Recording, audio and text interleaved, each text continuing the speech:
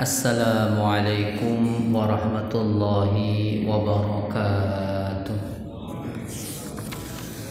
Bismillah, innal hamdalillah nahmadullaha ta'ala wa nasta'inuhu wa nastaghfiruh wa na'udzu billahi min syururi anfusina wa min sayyiati a'malina.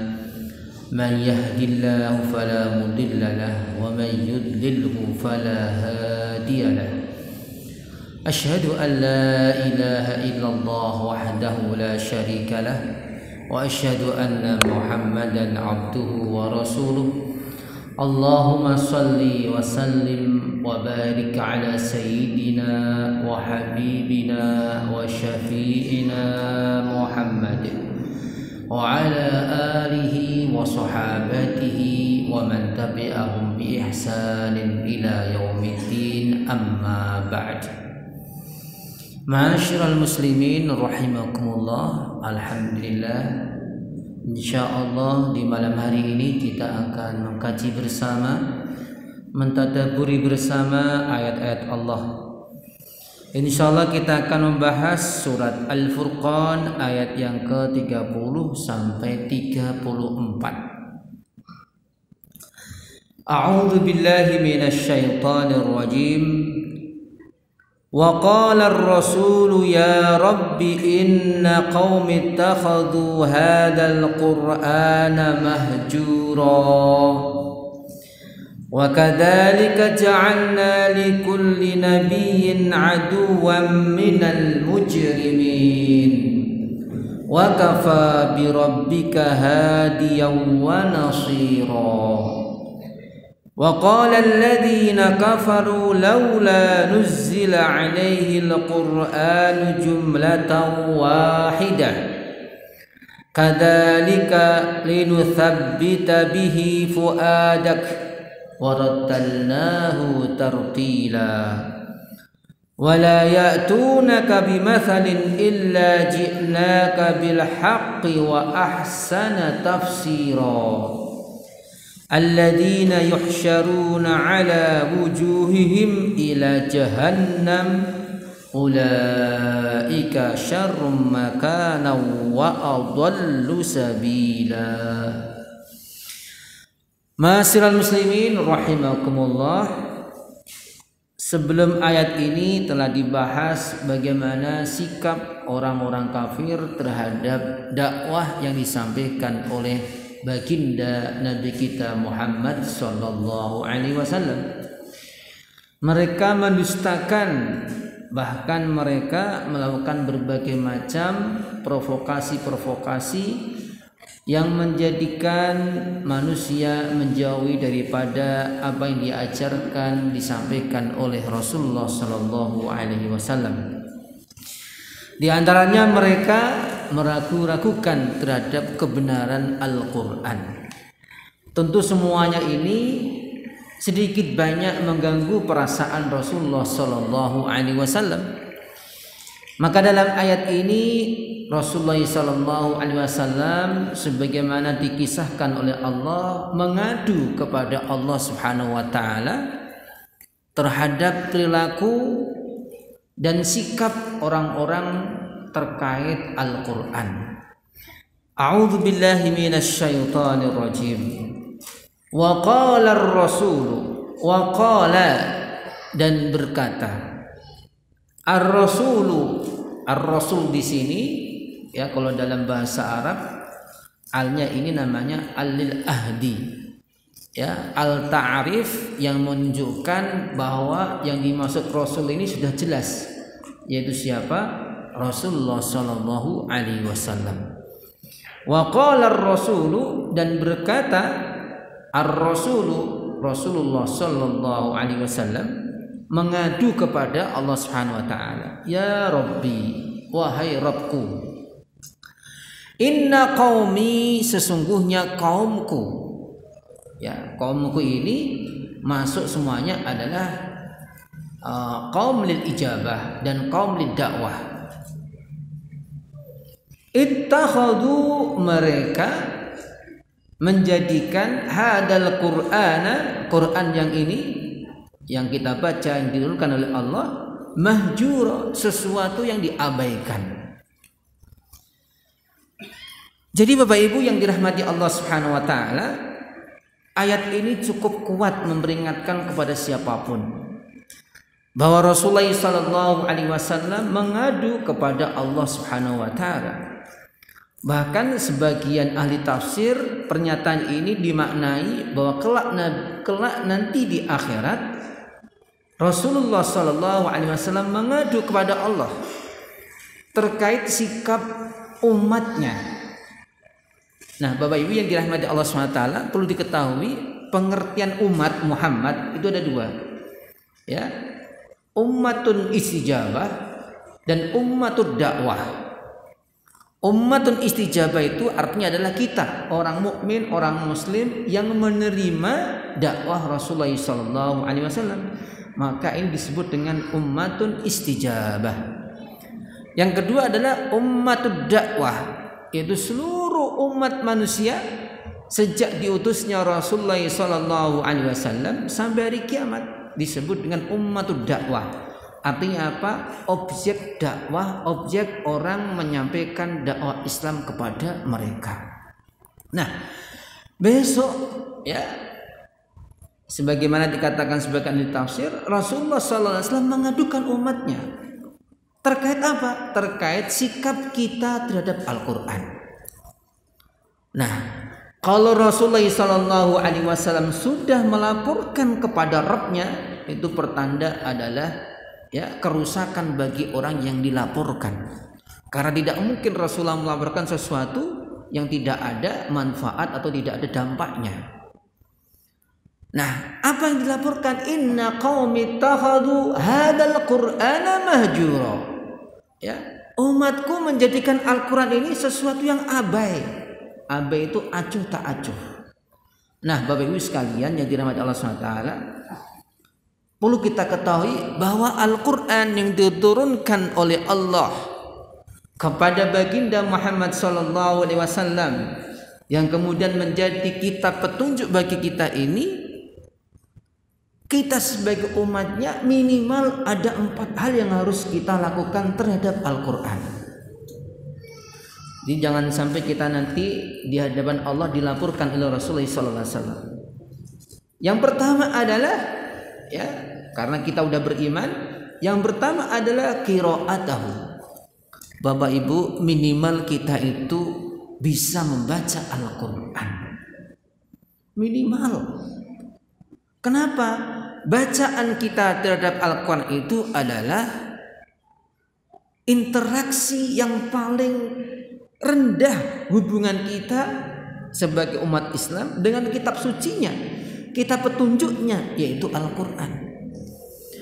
Maka ini menjadi problem besar Bapak sekalian ketika kita masih menemukan banyak, bahkan jutaan Bapak sekalian, umat Islam yang tidak kenal namanya bacaan Al-Quran.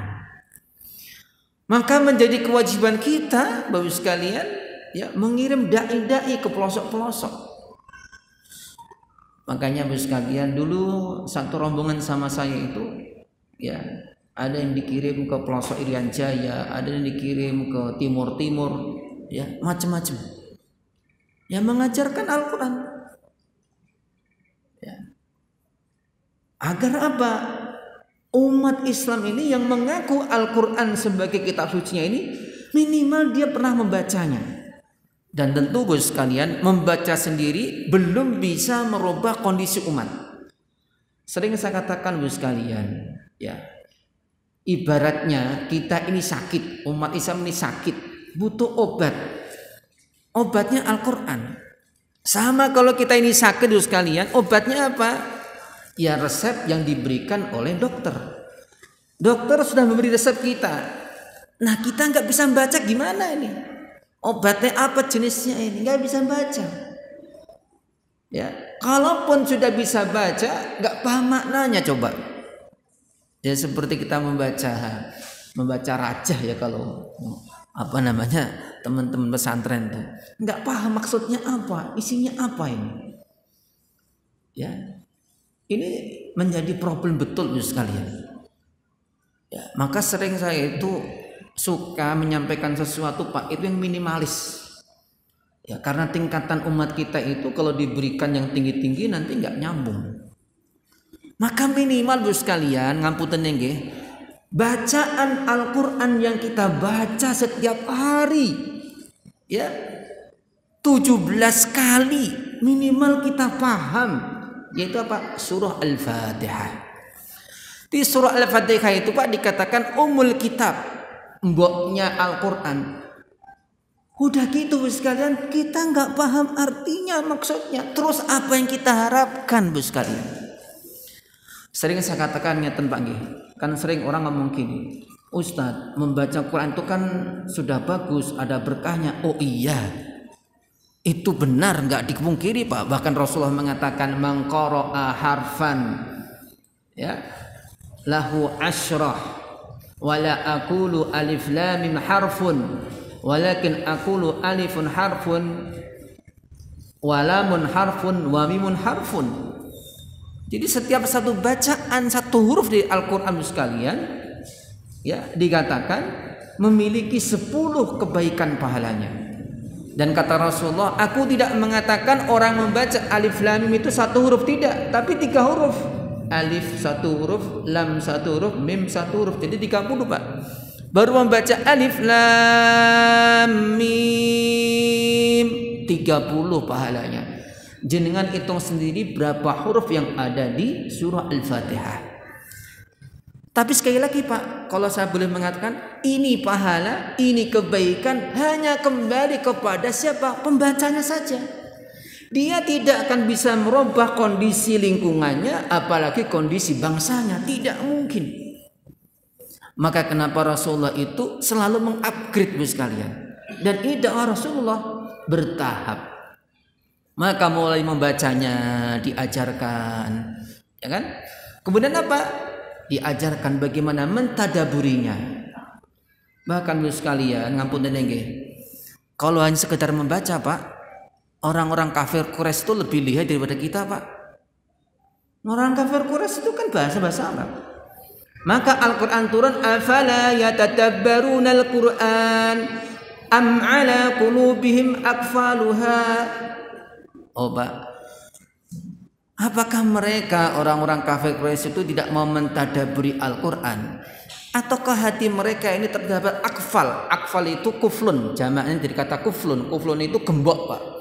Jadi bukan hanya dikatakan satu gembok, gembok itu gerandul banyak sekali, sehingga sulit untuk membuka hati itu. Apa gembok-gembok itu yang menutupi hati-hati ini? Cinta dunia. Mengaku selalu sibuk, tapi memegang WA, megang HP berjam-jam. Megang Quran aja baru berapa lembar terus ngantuk matanya. Setan itu gerendol Pak. Kata kiai-kiai saya kuno itu nek ngaji itu setan itu mriki Pak, ting gerandul, nutupi mata terus. Saya mau coki, nek mau WA melek sampai tengah malam melek. Karena setan ini jenggal gini Pak. Ya. Jadi kembali lagi sekalian nggih, ini pernyataan Rasulullah sangat serius sekali. Umatku menjadikan Al-Quran sesuatu yang mahjur. Mahjur itu ditinggalkan. Ya, bahkan sekalian dalam hadis yang diriwayatkan oleh Imam Anas, ya. Beliau meriwayatkan sebuah hadis, barang siapa belajar Al-Quran, artinya sudah tahu bisa membaca Al-Quran, kemudian dia meninggalkannya, entah karena sibuk, entah karena wis lupa, maka banyak apa? Orang-orang dulu itu do ngaji, ring masjid ngaji, tapi sekarang udah jadi pejabat, sudah jadi napa nggih dagang macam-macam, lupa Quran itu Pak. Tahunnya Quran itu hanya beli ditaruh di mobilnya, tinggi apa weden katanya. Ustaz, tak taruh di masjid saya atau tak taruh di mobil saya biar berkah. Enggak akan berkah. Tabaran ya tetap tabrakan itu. Karena yang bikin barokah itu dibaca Bu sekalian, Quran itu dibaca, maka Al-Quran itu Pak disebut dinamain Al-Quran, itu diambil dari kata-kata qoro'a, bacaan. Maka saya katakan minimal membaca nggih, minimal. Maka ngapunten Pak nggih. Ustadz saya ini dah tua. Mboten usah, ampun malu Pak. Belajar itu sampai kita meninggal loh. Saya dulu pernah Pak ketemu pas di perjalanan saya dari Mesir ke Sudan, di atas kapal Pak. Ya, di atas kapal itu kita ngaji. Ada teman-teman dari jamaah tabligh. Itu udah tua-tua Pak. Wah, semangat sekali mereka itu. Ya, belajar. Di atas kapal loh Pak, kapal penyeberangan Sudan ke Mesir ke Sudan itu. Jadi artosipun Pak, jangan pernah kita malu, Ustaz, anakku tamat napa Iqra toh atau qiraatis. Enggak mboten.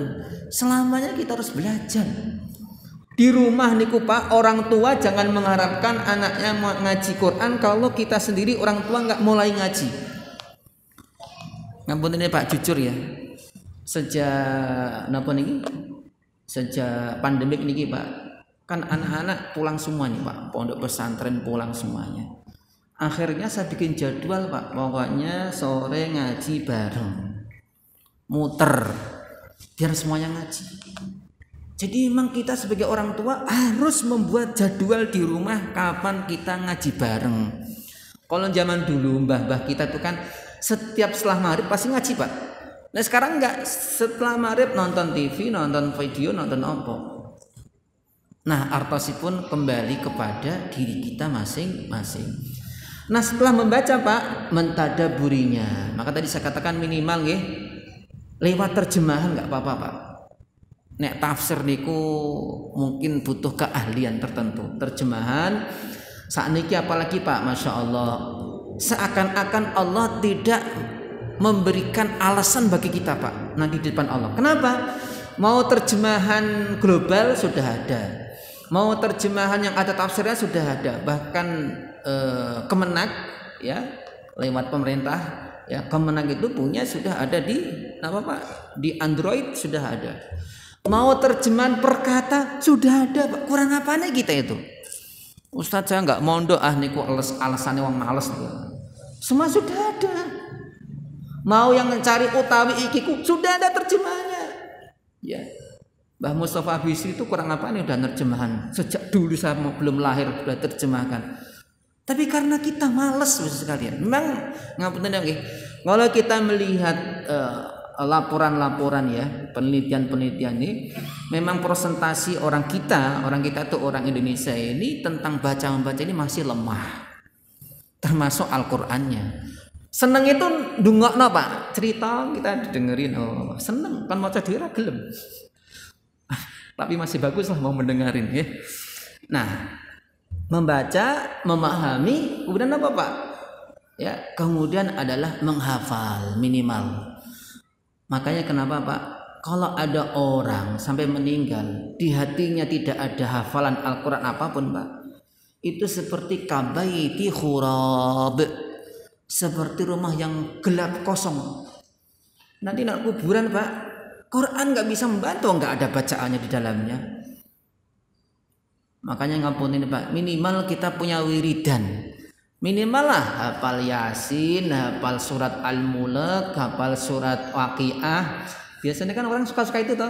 Wah, Yasin iki engko tinggi syafaat. Wah, ini Al-Mulk nanti penjaga kubur. Wah, ini Al-Kahfi untuk nolak napa? Dajjal. Nanti Al-Waqiah ben kaya. Sukanya gitu-gitu. Ya wis ra apa-apa. Ya untuk sementara. Tapi itu jangan berhenti di situ, belajar lagi. Maka saya katakan Pak, ilmu itu jangan berhenti, mandek tok enggak, terus bertambah, diajarkan lagi, tambah lagi, ya. Nah, yang paling puncak bagus sekalian, ya, karena membaca, menghafal ini memang keberkahannya hanya dirasakan oleh orangnya sendiri. Tapi yang akan bikin pengaruh perubahan umat Islam, ya, itu dengan mengamalkannya, bagus sekalian. Saya itu Pak, sering saya katakan. Miliaran orang yang hafal Quran, ngapunten nggih, miliaran orang yang hafal Quran, kita hanya punya 10 saja yang bisa mengamalkan jauh lebih baik Pak. Karena dampaknya luar biasa Pak. Maka dulu Ibnu Qayyim pernah ditanya. Biasanya kan kalau Ramadan itu kan kita banyak khataman Pak ya. Ini juga saya katakan baik. Ya jangan sampai salah paham ya. Ini baik. Tapi kata beliau, kalau dibanding-bandingkan, ya kita 1 bulan khatam 3 kali 5 kali itu bagus. Tapi jika dibandingkan kamu 1 surat saja, kamu paham artinya, kamu amalkan artinya, jauh lebih baik daripada khatam 1000 kali. Kenapa? Nggak ada dampaknya untuk orang lain, hanya untuk dirinya. Bagaikan kata beliau, bagaikan orang sedekah 1 karung isinya watu dengan 1 kresek isi emas. Pilih mana? 1 kresek isi emas. Nah itu Pak. Oke. Namun sama sekali bukan berarti nggak penting moco, nggak penting, itu penting semuanya Pak. Tapi kita ingin melakukan perubahan.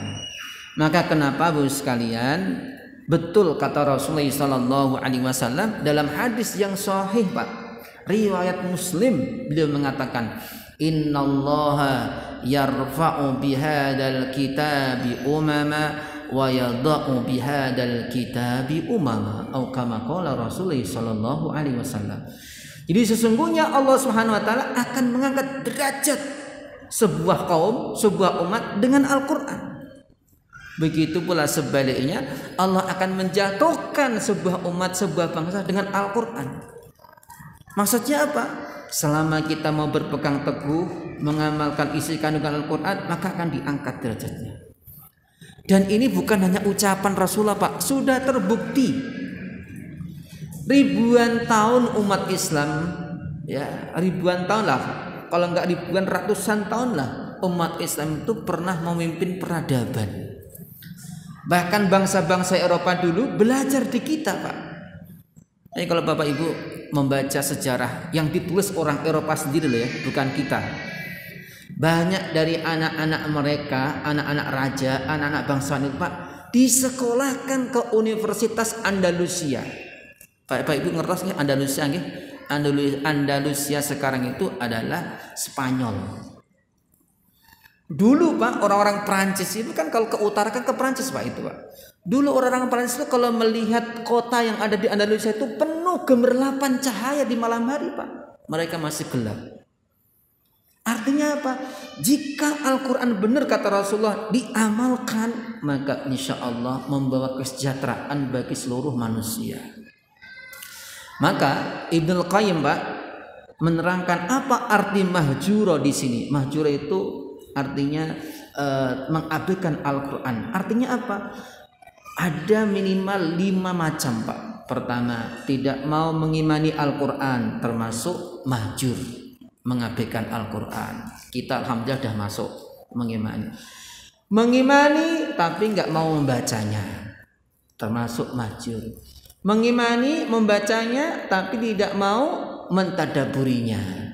Oh, kita mungkin masuk yang ini juga, nggak mau mentadaburinya. Ya, mau mengimani, membaca, kemudian mentadaburinya, tapi nggak mau mengamalkannya. Maka ngampunin ya Pak. Orang yang paling besar dosa nanti Pak, astagfirullahaladzim, itu para ustadz, para ulama. Kenapa? Jika mereka tahu tapi malah menjual belikan Al-Quran. Mereka tahu tapi malah mereka memanipulasikan agama Allah SWT. Ini yang paling ngeri Pak. Ya. Makanya kenapa Bapak Ibu yang dirahmati Allah SWT, mulai sekarang Pak, kita ngajari anak kita. Kadang Pak kalau ngaji Quran setelah itu ayo kita buka terjemahannya misalkan. Nggak harus kita yang pintar bahasa Arab Pak, nggak harus. Itu cari orang alasan-alasan saja itu. Ayo kita buka, ayo kamu coba ayat ini artinya apa? Nggak apa-apa, diterangkan sebisa kita. Al-Quran itu gampang sebenarnya Pak, tidak sulit. Sulitnya itu karena kita males. Sering saya katakan, Ustadz nanti saya takut nanti menafsiri gini-gini. Oh, Anda bukan menafsiri, Anda hanya mentadaburi. Mentadabur itu artinya apa? Membaca kemudian kita renungkan. Apa yang kita renungkan itulah tadabbur sekalian. Kalau menafsiri seperti saya kan seperti ini Pak, saya aja membaca tafsir nggak berani saya menafsiri sendiri Pak. Ya, saya harus punya rujukan. Ya, karena itulah Bapak Ibu yang dirahmati Allah SWT, anak kita sejak kecil dibiasakan dekat dengan Al-Quran. Kita membiasakan dialog anak dengan Al-Quran. supaya cintanya dengan Al-Quran itu semakin kokoh, Pak. Jangan sampai Al-Quran ini lama-lama tergusur, Pak. Tergusur dengan HP, tergusur dengan macam-macam, Pak. Maka sering saya ditanya, Ustadz, hukumnya apa, Pak? Ustadz, niki membaca Al-Quran lewat HP niki hukumnya sepundi? Ya saya jawab boleh-boleh saja. Tapi kalau saya mengatakan lebih utama mana? Jelas utama mushaf. Jelas banyak dalilnya, Pak. Salah satu buktinya apa? Para sahabat, Pak, itu kan orangnya banyak hafal Quran, Pak. Artinya nggak butuh Quran mushaf lagi. Utsman bin Affan kurang apanya? Utsman bin Affan itu ya seperti ditulis dalam Tarikh ad-Dimashqi, ya, sejarah Damaskus, ya, oleh Ibnu Asakir, seorang ulama ahli sejarah. Ya. Beliau tulis biografinya, di antaranya dikatakan bahwa Utsman bin Affan itu kan termasuk salah satu penulis wahyu Rasulullah SAW.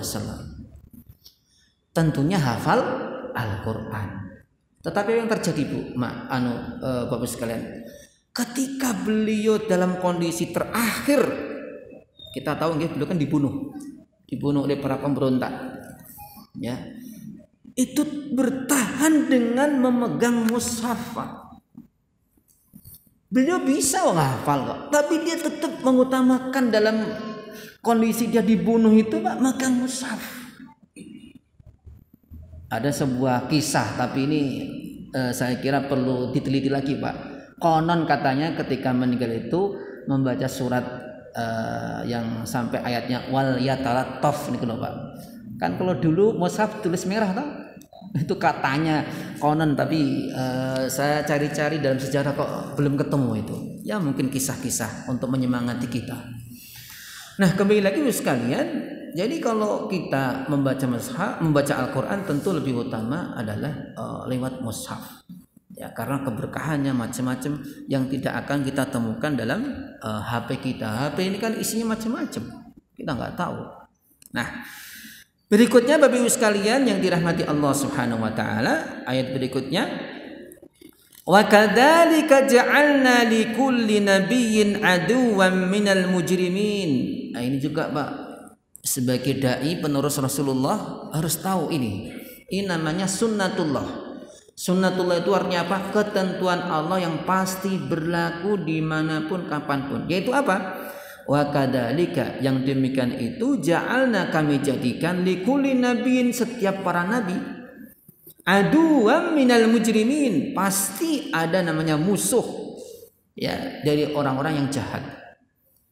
Jadi kalau jenengan melakukan kebaikan kok ada yang nggak senang, ya wis diterima saja, alhamdulillah, berarti jangan termasuk ayat ini.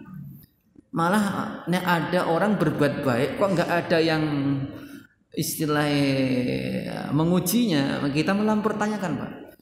Maka sering, Pak, kita sebagai orang mukmin harus waspada kondisi iman kita. Kadang kita kan, ya Allah, aku kok merasa doa saya kok diterima Allah semuanya, ya Allah. Kita malah harus takut, Pak. Jok-jok kita termasuk sedang diuji, dilulu oleh Allah SWT. Kan kadang seperti itu, Pak, kita merasa, ya Allah, harus hati-hati itu.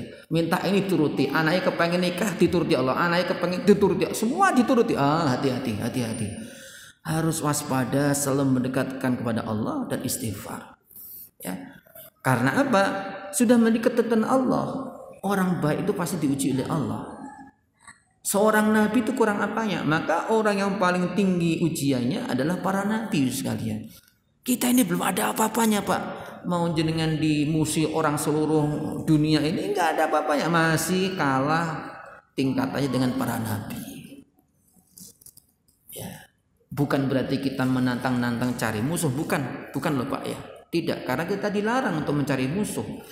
Tapi kalau dakwah kamu ada yang misalkan gak suka, dakwah kamu ada yang sadar bahwa itu sudah menjadi sunnatullah. Nah, karena itulah Allah pertegas, wa kafa bi rabbika hadiyan wa nasira. Cukuplah Allah itu sebagai apa? Hadiah, sebagai petunjuk, pemberi petunjuk, wa nasira, dan sebagai penolong. Maksudnya apa, Pak? Jadi kalau dalam kondisi semacam itu, ya, kita yakin tentang pertolongan Allah pasti. Maka dalam Al-Quran dikatakan wal aqibatu lil muttaqin. Jadi nanti ujungnya pasti kemenangan itu akan Allah berikan kepada orang yang bertakwa. Kapan itu? Ketika memang betul-betul kita bertakwa.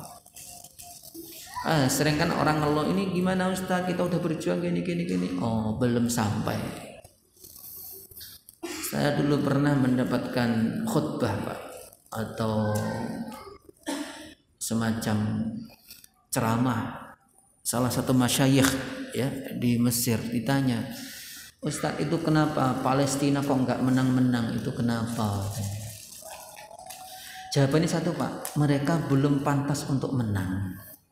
Ya karena itu bisa jadi kita sendiri yang belum siap. Kalau diberi kemenangan nanti malah guling.